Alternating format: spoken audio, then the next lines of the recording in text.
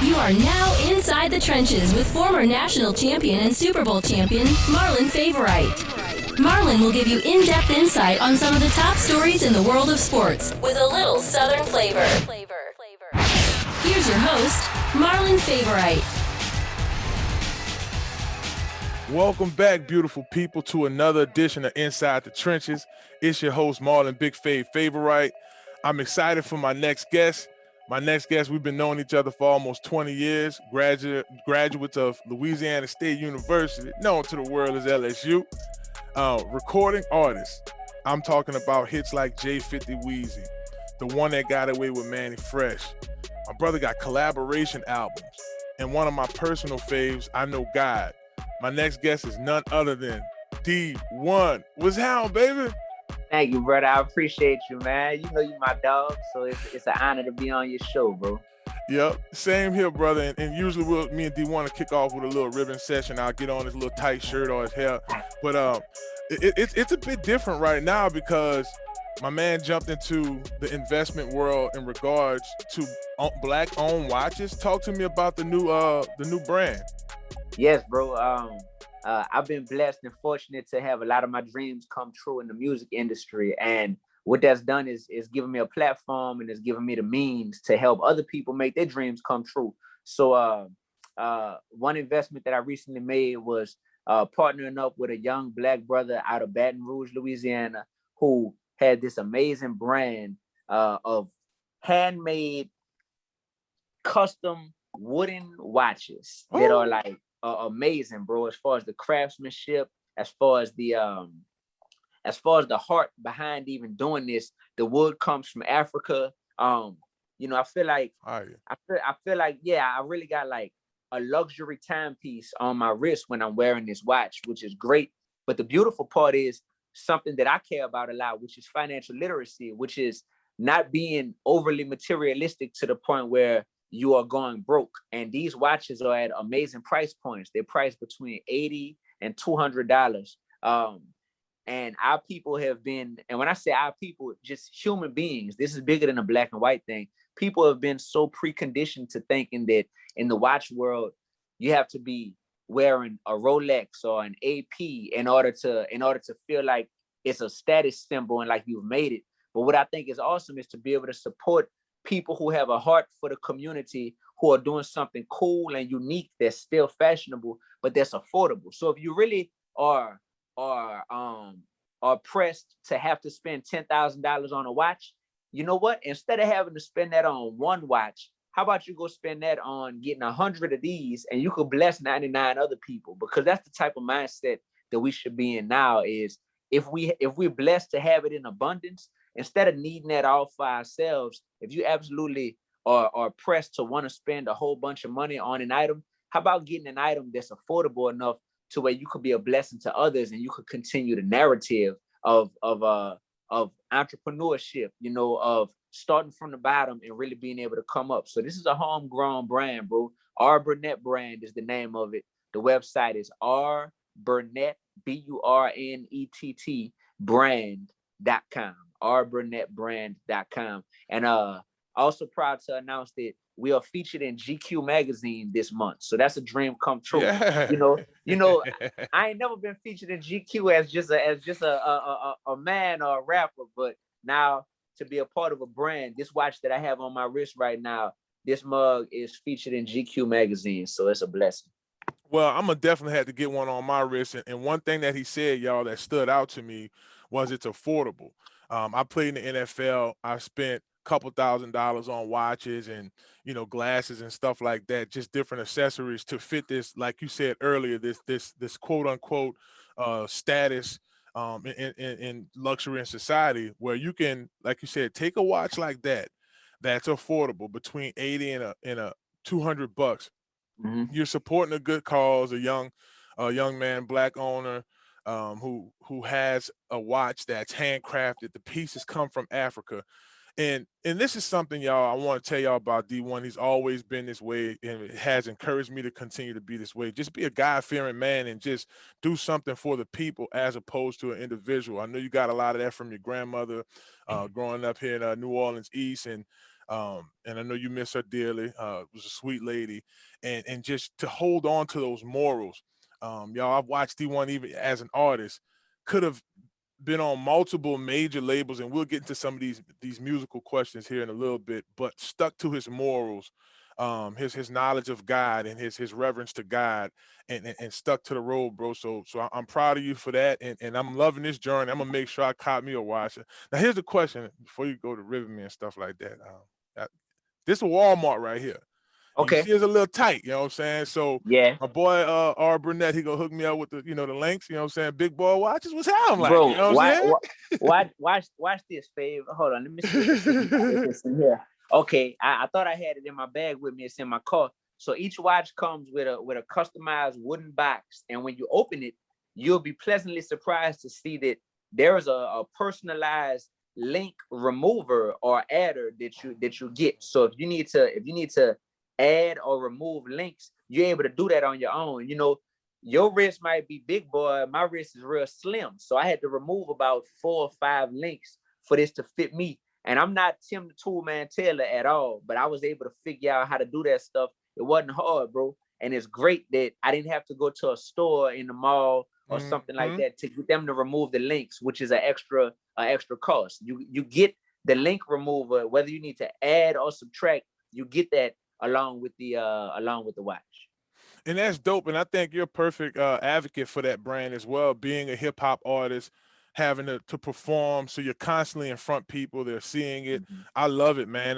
The shirt you see I have on right now, that's Gorilla Gear, right? Is inspired by the single that I have everywhere streaming, Big Fave Gorilla. Check it out when you get a chance. Don't be surprised, y'all. Dee-1 snatch a verse on there. You know what I'm saying? Rep the East Bank a little bit. But yeah, man, just inspiration, Black owned. Never thought I was gonna do apparel not like this and to jump into that. So I'm glad, bro. We're in our 30s, man, and we're thinking entrepreneurship, we're thinking investment, we're thinking long-term for our people. So that's big time. If y'all are just tuning in, the voice that you hear in the background is a familiar voice, and that's right. That's Dee-1. Y'all make sure y'all follow him at Dee-1 Music on all social network platforms. Brother put good content up all the time. If it's not his music, it's some type of words of encouragement, just to help people out.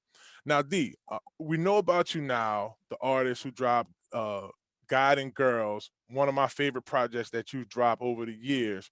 But I want to take them back a little bit before we dig into the new music and the new ventures. Back when we were in college, we performed together between 2005 and 2008, give or take, Gauntlet Record days, and the showtime at the Cotillion. Some of the best memories of my life, man. I ain't gonna lie to you. But what I liked as I took off on this professional football player journey and professional broadcasting journey, I noticed the consistency with you with your music. And from 2008, from y'all ain't ready for that 504, J50 and Weezy came a couple years later, and I just continued to see this growth.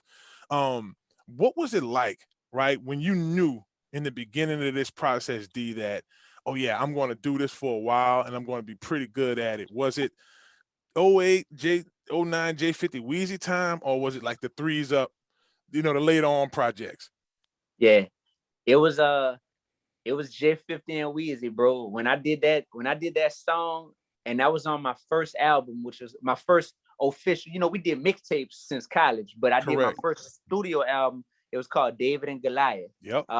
When I did David and Goliath album, and I put that song J50 and Weezy on there, that was an intentional move. I said, this song is either gonna blow my career up in a good way, or it's gonna shut my career down before it ever gets started, because it was a very bold song. It's not the type of song that you put out and you just want people to gloss over it. It's the type of song you put out and you force people to either love you or hate you. And although I was saying something that many artists didn't have the courage to say, it was coming from a place of love, which is like, hey man, y'all brothers are rich. Y'all brothers come from the hood. And at this point, I clearly see how intelligent y'all are, because y'all have built these empires. I feel like y'all know better, and y'all know the power of y'all message, and y'all know that some of the stuff you glorifying in your music is not doing anything to help the people who are listening to your music. And I know because I'm a teacher. I was a middle school teacher at that time when I wrote that song. When I did that song, that's when I knew this is either gonna take my career to another level, or if it's received the wrong way, it might blackball me from the music industry altogether. And I was prepared for either outcome, because when I saw my students being affected by the rap lyrics that they were memorizing and listening to in a negative way, I said something has to be done about this. And I wanted to be the change, bro. Like Fave, like I wanted to be the dude from New Orleans who could be like, no, I'm unapologetically a man of God. I'm unapologetically an educated man. I'm unapologetically a brother who is going to get on that mic and always bring that heat. But I'm not going to compromise any of those three things. You know, my motto is be real, be righteous, and be relevant. That's going to be consistent. Baby. That's going to be consistent in everything I do. And I'm still going to make it and achieve success. I wanted to be the dude from Louisiana who could do that, and who they could say it's possible. Because us growing up, we couldn't necessarily say that was possible down here, because we didn't have any examples to point to of who did that. You know what I'm saying? Like who did that? Everybody we grew up listening to from down here, we love their artistry, we love their creativity, but it seemed as if it was just different versions of the same message being put out, you know, same message, bro. To the point where you got dudes like us who we sitting here knowing all these lyrics to these songs, and they don't necessarily reflect the way that we live in. Like we in college, but all the lyrics that we memorized growing up and the songs we love, it's songs that's rapping about, you know, knocking your head off your shoulders, or you know what I mean, like you know, selling dope, or having keys or coke and all this type of stuff. And it's like, well, we just need more representation, you know, who represents a different lifestyle, you know, that comes from here, that's still relatable. And I wanted to be that guy. And y'all, what Dee-1 is saying, the representation that he brings to the table with his music, he's really like, he's one of the artists I've seen do that, and it sound good. Because a struggle with, and I never like to do this with you. I always say you're a hip hop artist, but you know, they'll categorize, and hey, he's a Christian rapper and all of that. To me, you never came off as Christian rapper. You came off as a rapper that loved Christ, and that's what I loved about your music and your sound more than anything else. So the one that got away, that was the. And I'm gonna talk about that a lot, because you know, man, you in the video. I was in that video too. You know what I'm saying? That was a good time. My wife was in that too. It was fun, man. But that to me was the come up for Dee-1. That was the okay. I'm working with a top-notch producer from New Orleans, and then it was, you know, the relationships with Master P and Juvenile. I heard Juvie on some of your later projects. And it's just, I'm loving the growth, and at the same time it was encouraging, because everybody has different paths, and I never let music go in my life, because it was like the soul to the sport. When I was playing football, like if I wasn't creating a project, I felt like I wasn't doing anything, and to see my brother continue to grow, like, man, that's my boy, taking height, really did a lot. D, I want to switch gears a little bit with you. A lot of that stuff you did early on was independent. I've talked to you about, you know, labels back in early 2010s, and you was like, man, everybody hit me up, but those deals don't sit right with me. Then you got with RCA, Inspiration. Talk to our listeners about what it was signing to a label. Like, was it, you know, what's the hey, I signed a label deal feeling like? So I signed a label deal feeling, at first, it feels like this was my goal all along. Like, you know, from the time I was rapping in college, the goal was, man, I'm trying to get signed, man. I'm trying to get signed to a big label. And that was the feeling at first, bro. I still remember sitting in my car. I was in my old 1998 Honda Accord when I signed my contract. They mailed me the contract, like 52-page contract.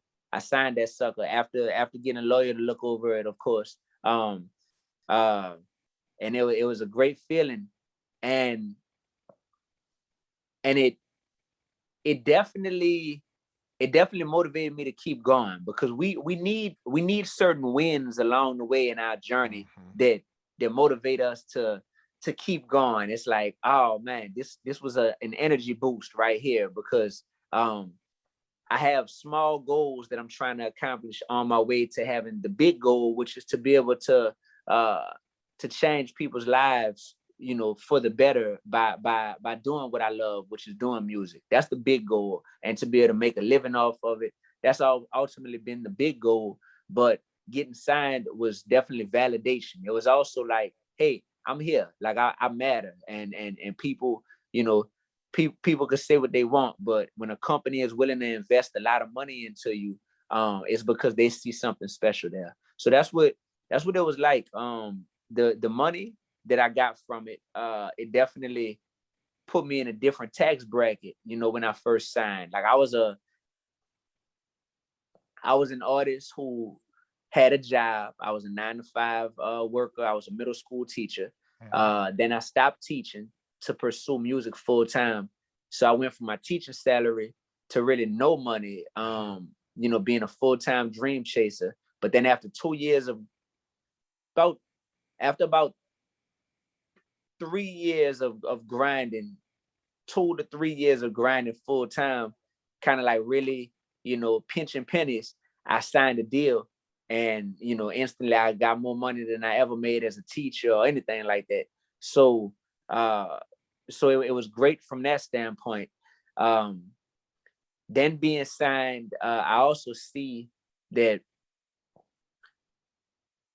it was a tough situation to get the building to understand that I was just somebody different that didn't necessarily fit into any box. It's like, yo, I'm not a straight gospel rapper, y'all. Like, I'm not. Like, go ask New Orleans, you know what I'm saying? Go ask Juvenile, Manny Fresh. Go ask Macklemore, who I just got off tour with. You know, go ask Killer Mike and Young Dro from Grand Hustle, who I just got off tour with. Like, they know, and all these fans know, but at the same time, I'm not just an average mainstream rapper too. Like, go ask Franklin Avenue Baptist Church, go ask Beacon Light, go ask these households of faith, to where, you know, I'm performing in these environments, and I'm reaching these people with my music as well. And I think that the building didn't necessarily understand that. So it became tough over time, because I think they wanted me to have to pick one, just pick one. Come on, just pick one. And really what they wanted me to pick was they wanted me to pick just being a straight gospel, you know, rapper, a straight Christian rapper. And my thing is, I would never denounce my Christianity. I would never try to like tuck it away and hide it. I never do that. At the same time, though, I'm a human being. So what I like to make music about is the entire human experience, you know, like different things that I go through. None of it is against my faith, but when I finished paying my student loans off from LSU, you know, cause I didn't have a full ride to LSU, bro. I had a partial scholarship, but I had to take out some loans, just truth be told. When I finished paying my loans off, I wanted to make a song about that, to capture that moment. That's part of my experience as a man. The record label was opposed to that. They didn't feel like that really matched with the brand that I had. And that's some of the places where we would butt heads, because I was like, this is what people like me for, is that I'm really being myself, and I'm not trying to fit into what other people are doing. I'm being true to who I am. That's what I'm being authentic. And that's what people love about me. And the record label didn't always agree with that stuff. So we would butt heads sometimes because of things like that, you know. And that's what he essentially made you bounce, the whole label deal. And I can understand that, because it's like when you're on someone else's dime, when they're investing in the project or the person, it's, oh well, it needs to look like this because this is what we've known before. And if you look at over time artists that really kicked through the door, like New Edition, you know, they were a totally different thing from what what that label was used to, but they stuck to their roots. And that's what I appreciate about you, D. You stuck to your roots. It's the same. Look, y'all, the style has changed, the flow has gotten better, but the content is still the same. Even when we was rapping on Gauntlet, like you still had that mission vision sound, which leads me to my next thing. I was going to talk about Sally Maybach because as your friend, to me, that was like J50 and Weezy like put you on the national stage, but that song that was like, okay, this brother here has something. It, you had that kind of Lupe Fiasco type vibe, and it was just, it was real. It's a true story, and I think that's what people appreciate the most.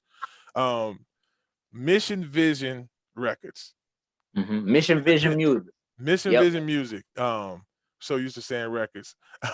Mission Vision Music is the label. It's been in existence since 2018. Yep. 2018, you went back to the independent route. At this point, much larger fan base. You got hit records out there. You've touched billboards, and now it's back to the core. And here's what I like about this deal here. Now we have the D1 that has the complete creative control. I remember conversations you and I had. I'm like, D1, the stuff sound good, bro. I love your music. I love the message, but I'm waiting for that song. I'm waiting for that hit. I'm looking for that our sound, bro. Put that. I'm jamming, but Big Fave, bro. I like to dance. I'm ready to dance.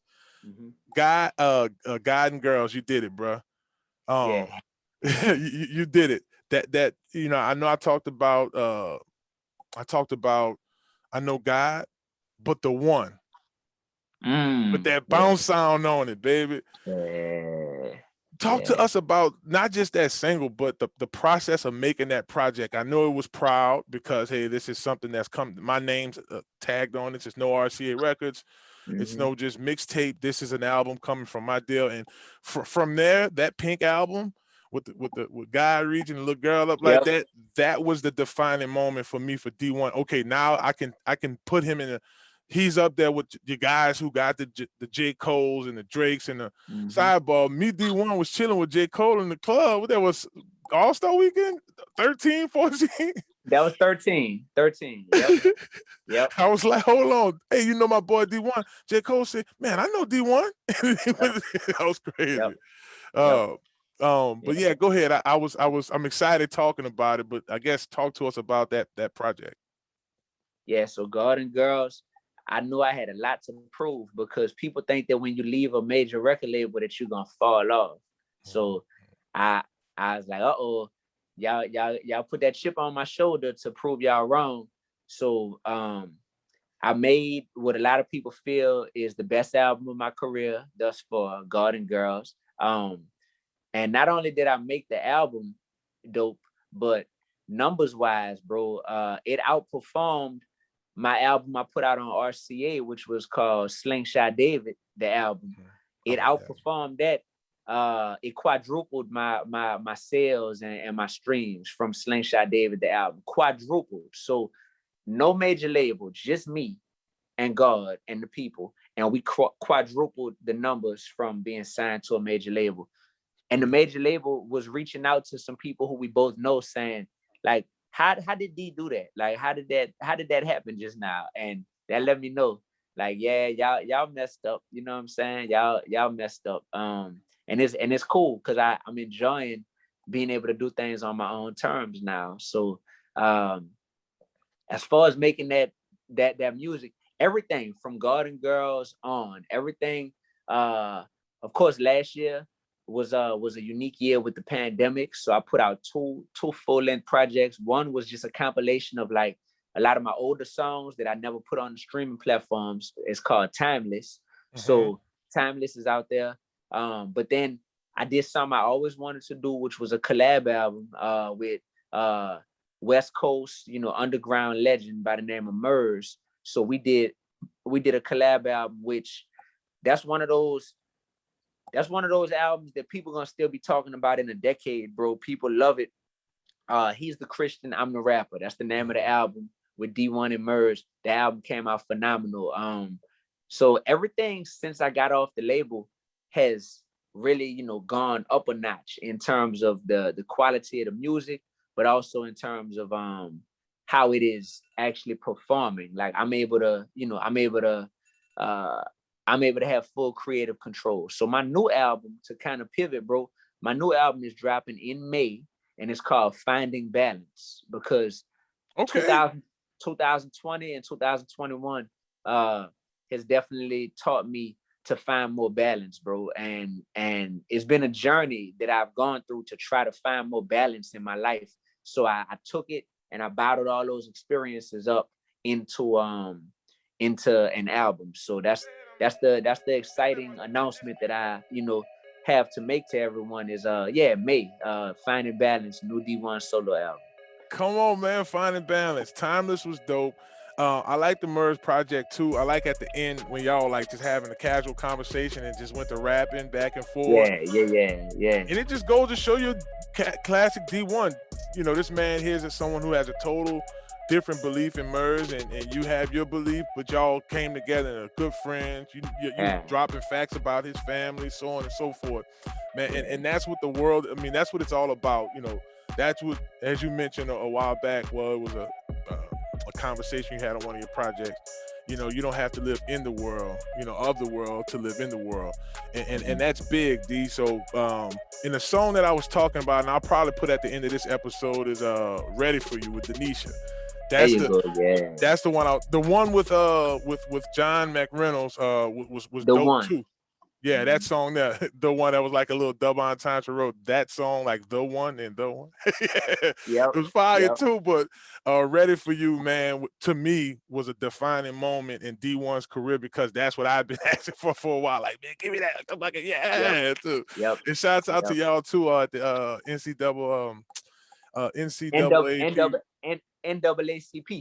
NAACP, little tongue twister. So D, before I let you go, man, because I know you have a pretty jam-packed day, I'd be remiss if I didn't talk a little LSU football with you. This is a sports and entertainment podcast, and I ain't talking about our Tigers. You and I was on the phone talking about the 2019 season. I was just telling you what it was for them the best team ever, college football team ever, to broadcast that, what it was like. And then 2020 hit everybody hard.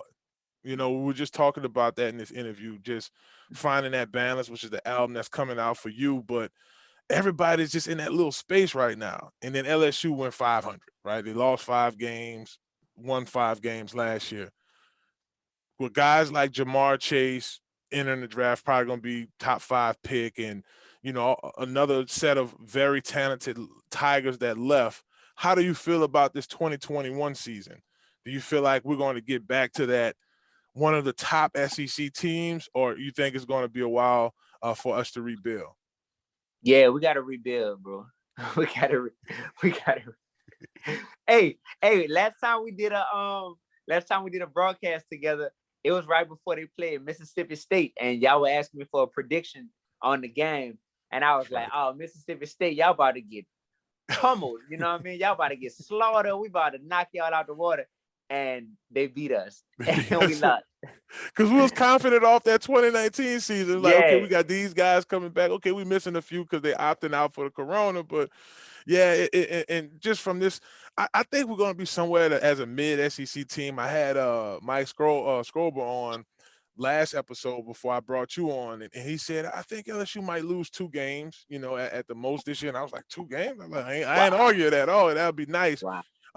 Because they have some talent there. If you look at the kid Booty from last year, he's a Jamar Chase replacement. You have now 3 capable quarterbacks, which I've been hearing a lot of Max Johnson getting a lot of the reps. So that's good. We have the running game. Of course, we had some new hires, right? New defensive coordinator, new offensive coordinator, some familiar people. So I'm like you, bro. I'm excited for the season to come up. And definitely hope we can kind of at least stick in that mid pack. But it's gonna be a rebuild. It is a rebuild. Hey man, it's all sports puts a lot of pressure on people to have like these high expectations prior to the season even starting. Because everybody wants to make the big bold prediction of how many wins this year, or are we gonna win a championship this year? Sports really does that.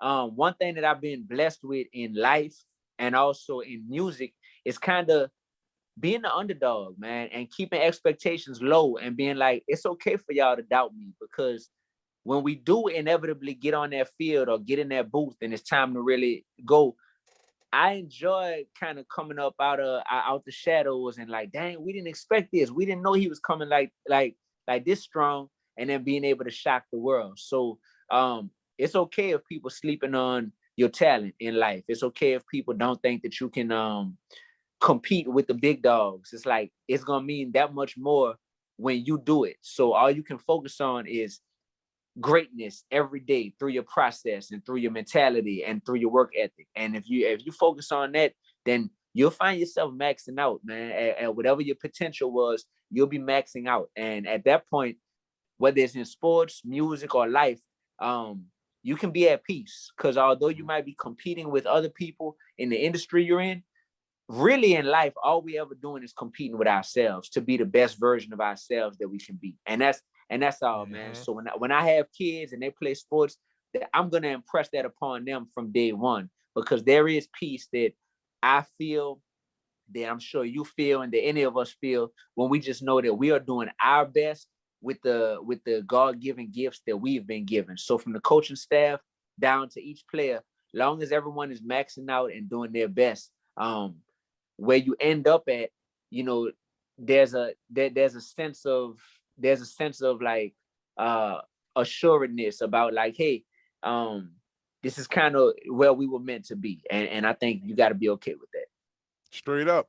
Wise words from the rapper, baby. D1 himself. Y'all make sure y'all check out that brand new watch, R Burnett brand. We'll have the link to it below. Y'all see my man, handcrafted wood straight out of Africa. It's a black-owned business, a brother out of Baton Rouge, Louisiana, me and D second home. Y'all check that out. Be on the lookout for that new album that's dropping this May. That's right. Yes. Finding Balance. Yes. Finding Balance with D1, another hit album off of Mission Vision Music. So y'all check that out for sure. Y'all follow my brother at D1 Music. Hey, pull up the catalog. I got Tidal. You know what I'm saying? I got my little D1 playlist on my Tidal. Y'all do the same wherever y'all stream y'all music for sure. D, before I let you go, man, that was words of encouragement you just gave us, but is there anything else you want our listening audience to know? I would just say that in life, it's very important to understand that we each have a slingshot, you know, and just like David used his slingshot in the Bible to defeat Goliath, your slingshot is your gift. Your slingshot is your set of talents that you have. And it's important to identify what your slingshot is and then use that slingshot to defeat the Goliaths that you see in this world. And we got a lot of them, y'all. We got poverty, we got racism, we got police brutality, we got depression, anxiety, you know, we got self-hatred, low self-esteem. Whatever those Goliaths are, trust me, your slingshots are given to you to help defeat those Goliaths, and that'll keep you busy while you're down here on earth. So in everything you do, be real, be righteous, and be relevant. And that's what I got. Till next time for y'all. Threes up, baby. Hello, somebody. That's what I'm talking about. Wise words from my bro, D1. Y'all make sure y'all check him out. Well, that does it for another edition of Inside the Trenches. We want to take this time to thank God for waking us up this morning, baby. Secondly, we want to thank you, the listener, for tuning in, reposting, sharing the show with a friend. It's all greatly appreciated from the bottom of my heart. We want to thank our guests for coming on the show, my brother D1. Y'all make sure y'all check him out at D1 Music on Instagram, Twitter, wherever you do your social networking. And then make sure y'all head to that Apple Music or wherever you get your music, man. Type in D1 and just check out all his projects, man. My brother makes it happen. So y'all make sure y'all check him out. We want to thank the production for the show, Deli Boy on the tracks, Tony Flair on the tracks. We also want to thank the sponsors for the show as well. Conquer Sports Pros. We want to thank the NOLA Gold Rugby team as well, the Brian Chiropractor Wellness Center. Hey, and remember, y'all, if y'all want to become a patron for the show, y'all hit me up on Instagram at BigFave504, or you can go to marlonfavorite.com. If you want to content you want to add to the show, whatever the case may be, y'all make sure y'all hit me up on those links. And if you forgot anything we talked about today, anything, y'all just make sure y'all remember this: God is love, baby. Peace. Thanks for tuning in to another episode of Inside the Trenches with Marlon Favorite.